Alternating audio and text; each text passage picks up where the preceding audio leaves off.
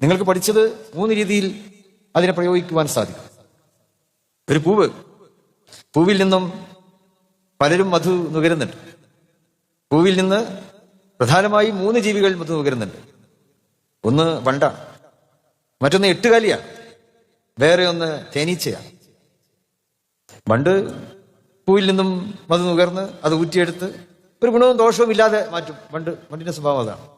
എട്ടുകാലി പൂവിൽ നിന്നും മധു നുകർന്ന് എട്ടുകാലി ചെയ്യുന്നത് അതിനെ വിഷമാക്കുകയാണ് ചെയ്യുന്നത്. അതേ അവസരത്തിൽ തേനീച്ചയും മധു നുകരുന്നത് പൂവിൽ നിന്ന് തന്നെയാണ്. തേനീച്ച ആ മധു ഊറ്റിയെടുത്ത് നല്ല തേനാക്കുന്നു, ഔഷധ ഗുണമുള്ള തേനാക്കുന്നു. മനുഷ്യർക്കും സമൂഹത്തിനും ഉപകാരപ്രദമാകുന്ന രീതിയിൽ ആ തേനീച്ച നമുക്ക് നൽകുകയാണ്. ഇതെല്ലാം പൂവിൽ നിന്ന് തന്നെയാണ്. നിങ്ങൾ ദാറുൽ ഹുദയിൽ നിന്നും ശേഖരിച്ചിട്ടുള്ള വിജ്ഞാനം അതൊരു തേനീച്ചയുടെ ദൗത്യമായി പ്രയോജനപ്പെടുത്തുവാൻ